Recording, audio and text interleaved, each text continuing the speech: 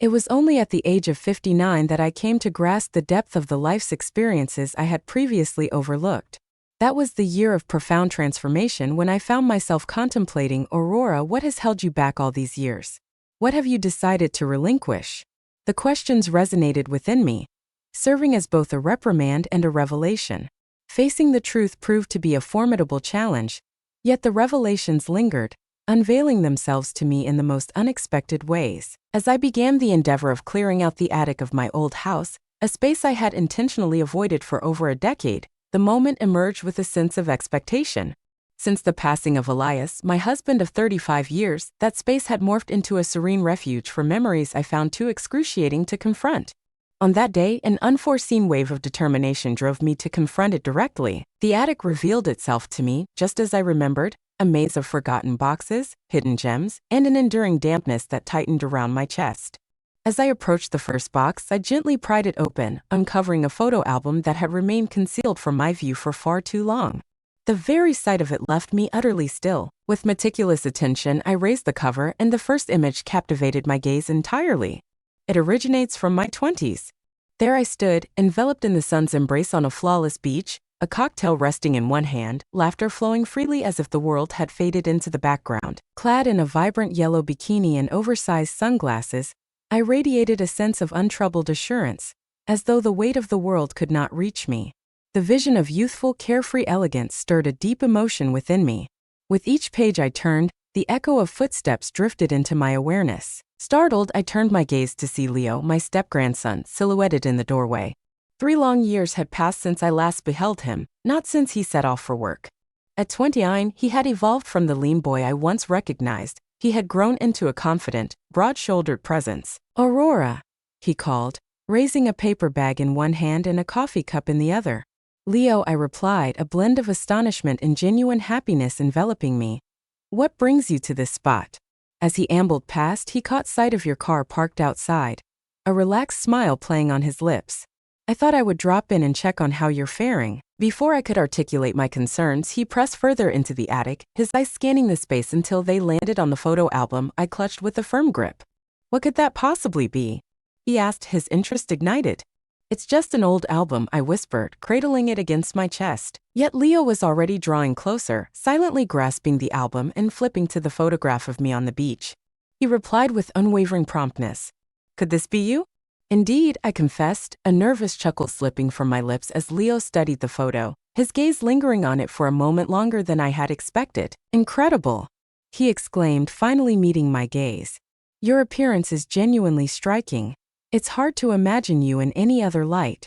Words slipped through my fingers. His voice resonated with a mixture of admiration and awe, igniting a warm flush across my cheeks.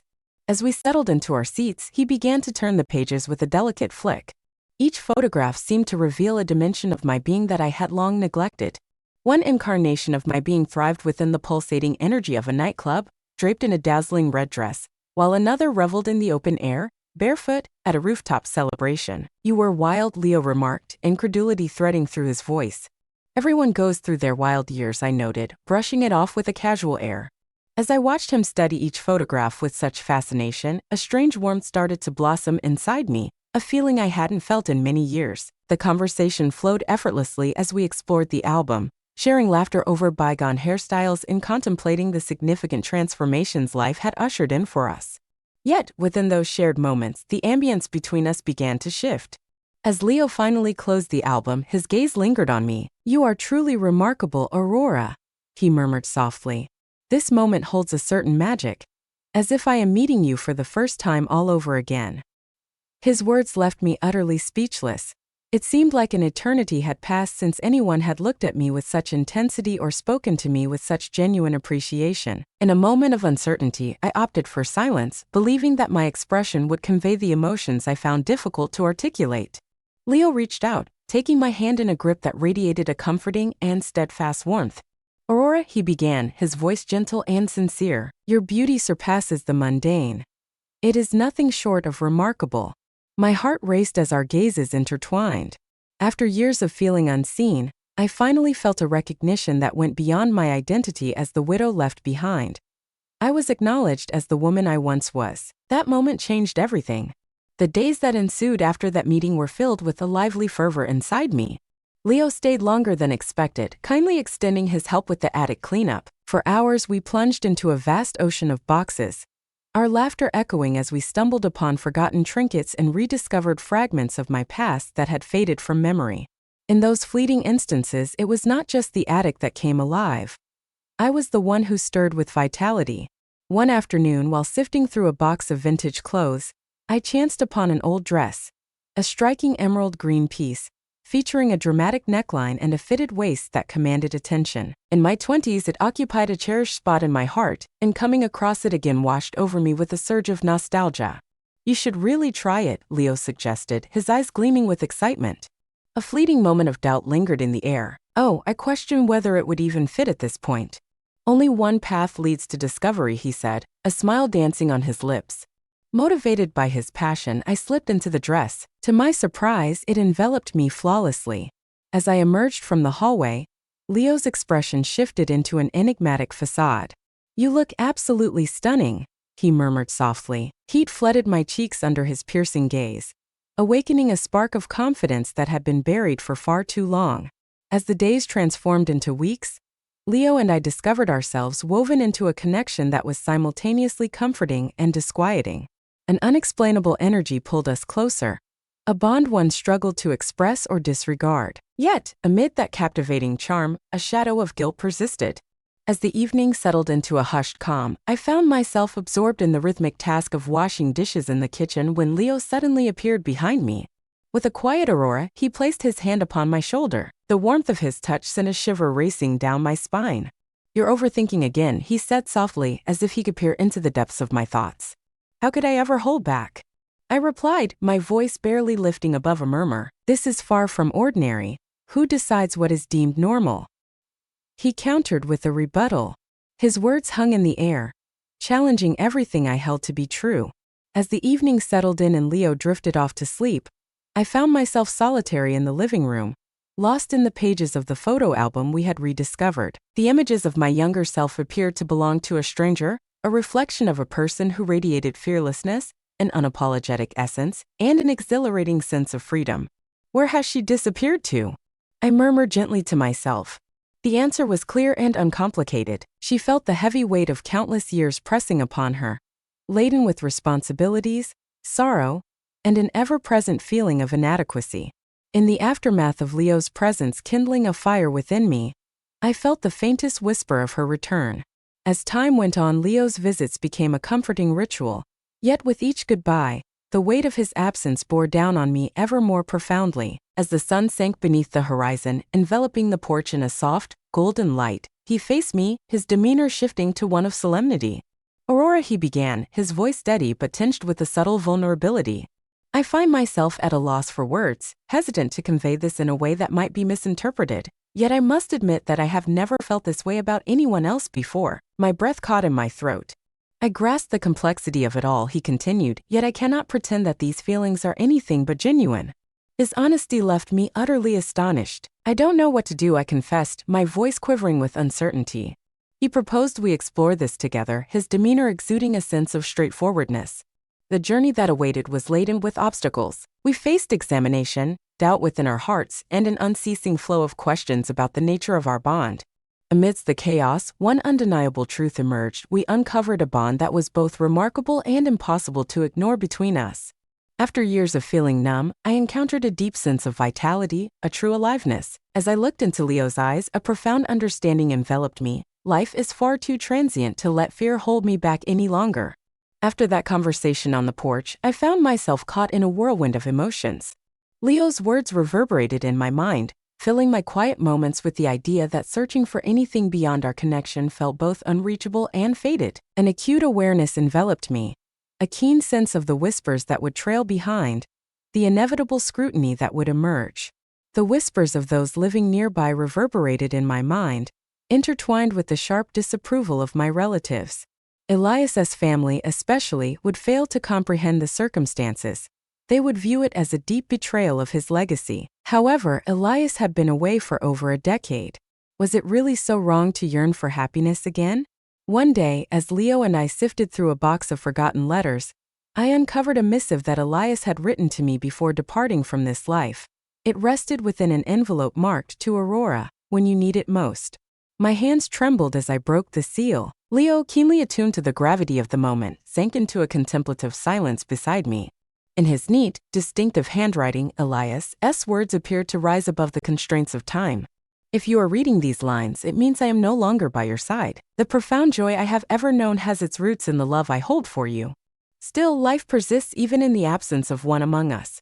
It is a gem meant to be savored wholly and without regret. If you ever find yourself drawn to another, someone whose laughter echoes our cherished memories or mirrors the beauty and vibrancy that resides within you, welcome that feeling wholeheartedly. Cherish them. Embrace life on our behalf." As I neared the end, tears streamed down my face, Leo's hand gently placed on my back, his touch grounding me as I absorbed Elias's final offering, a blessing I had not foreseen but one that I deeply required. "Are you okay?" Leo asked gently. I nodded, my voice quivering, convinced that this is indeed the truth. Nevertheless, the truth was that I discovered a profound uncertainty regarding my feelings. Relief? Gratitude? Or perhaps it is simply the overwhelming weight of possibility. Despite Elias's reassurances, the journey ahead was far from clear-cut. Every meeting with Leo was charged with a tangible intensity, as if the very air around us hummed with electric energy. I noticed nuances that had once slipped by me, the way his eyes crinkled with delight, the deep timbre of his laughter, the quiet yet undeniable strength he radiated. One evening, as we lingered in the kitchen, preparing dinner side by side, our hands brushed against one another while we both reached for the same cutting board. The connection deepened beyond necessity, and as our eyes met, a silent comprehension surged between us. I paused, my heart pounding within my chest. "This is complicated," I whispered. Leo set the cutting board aside and turned to meet my gaze fully. "It need not be," he observed. "Yet it is," I insisted, gripping the edge of the counter for support. "I hold the title of your step-grandmother. This is far from the ordinary. Who decides what is considered normal?" he countered, echoing his earlier thoughts. I turned my gaze away, unable to meet his penetrating look. "Dialogues will emerge. They shall render their verdict. Let them," he asserted with unwavering certainty. "They remain oblivious to our true selves. They remain oblivious to the challenges we've endured, to the profound importance we embody for each other." His unwavering conviction was both a source of solace and a cause for trepidation. In due course, murmurs started to spread. A neighbor observed Leo leaving my home late one evening and quickly mentioned it to others. By the following week, whispers had transformed into daring confrontations. One afternoon, as I strolled toward the market, I overheard fragments of a conversation between two women, their tones hushed and filled with intrigue. "Can you envision Aurora, of all people, with her step-grandson?" "It's completely abhorrent," the other replied. "She should experience a profound sense of shame." Their words cut deep, but I lifted my chin and walked on, determined to ignore their presence. Yet, deep inside, I was falling apart. As I stepped back into the familiar embrace of home, I discovered Leo, a picture of patience, waiting for me on the porch. His presence, steadfast and unwavering, ignited a tempest of emotions within me, bringing tears to the brink of my eyes. "They're talking about us," I murmured, my voice trembling with doubt. "Let them," he replied, enveloping me in a warm and reassuring embrace. "They bear no meaning." However, it wasn't just unknown individuals who voiced their dissent. Upon discovering the news, my daughter, Nora, burst forth with a fervor that was genuinely striking. "How could you do this, Mommy?" she exclaimed, striding back and forth in my living room, her expression one of utter disbelief. "He may seem like one of us," yet I argued, struggling to keep my calm. "He is not by blood and certainly not in the way you think." "That doesn't make it right," she shot back, her tone cutting through the air. "What thoughts might Father entertain if he were here now?" I offered her Elias's letter, hoping it would shed light on her comprehension. She read the words quietly, her expression softening slightly, though still shrouded in doubt. "I just wrote some text." "I don't understand," she murmured at last, her voice now a fragile whisper. "He is notably your junior. What might he discover within you?" Her words cut deep, yet I remained resolute.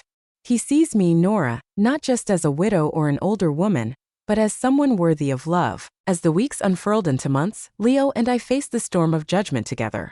There were moments when the burden of pressure felt overwhelming, causing me to ponder if it would be easier to simply walk away. Whenever doubt threatened to creep in, Leo was there to remind me of the reason we fought.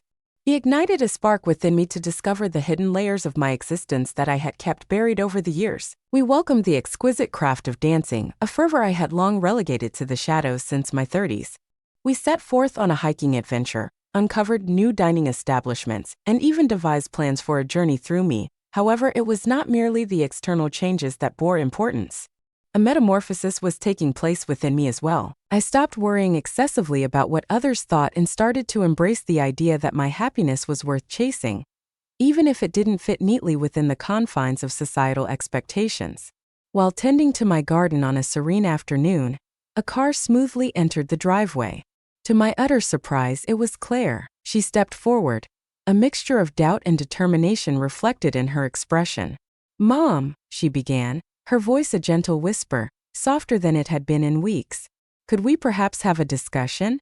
I nodded, my fingers gliding over the texture of my apron. We lingered on the porch, the late afternoon sun wrapping us in a warm, golden embrace. Claire revealed that she had been pondering your insights about how he views you, and she believed she had gained a clearer perspective at last.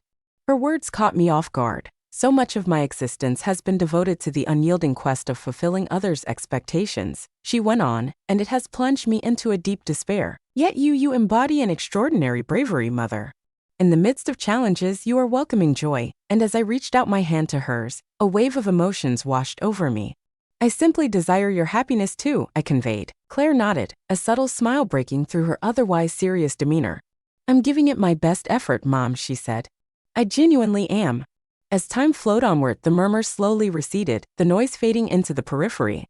It was then that those who truly mattered, my family and dearest friends, began to accept Leo and me for our authentic selves. One evening, as we lingered on the porch beneath the vast expanse of stars, Leo turned to me, his expression imbued with a weighty seriousness.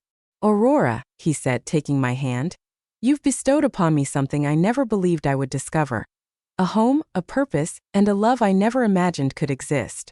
A smile danced upon my lips, my heart overflowing with delight. "You have breathed new life into my existence," I replied. In that moment, it became clear that our choice was indeed a wise one. Amidst adversity, scrutiny, and doubt, we unearthed something remarkable and beautiful, a love that defied conventions and revitalized our very essence. As Aurora and Leo traversed the complex weave of their unique romance, they revealed a deep truth that resonates with us all. Joy often dwells outside the boundaries of societal acceptance. Their courage in chasing their authentic passions, despite the naysayers, serves as a profound testament to love and the path of self-discovery. What is your perspective on their journey? Was it a bold declaration of affection, or do you see it in another light? We encourage you to share your reflections in the comments section below. I would greatly appreciate your thoughts on this deeply moving and contemplative narrative. If this video struck a chord with you, don't forget to like, share, and subscribe to the History Minute for more enthralling stories that ignite contemplation, stir feelings, and prompt introspection. Engage the notification bell to guarantee that no moment slips by unnoticed. Your engagement means a great deal to us, and we eagerly anticipate our next encounter in the upcoming installment, transcribed using turboscribe.ai. Upgrade to Unlimited to eliminate this notification.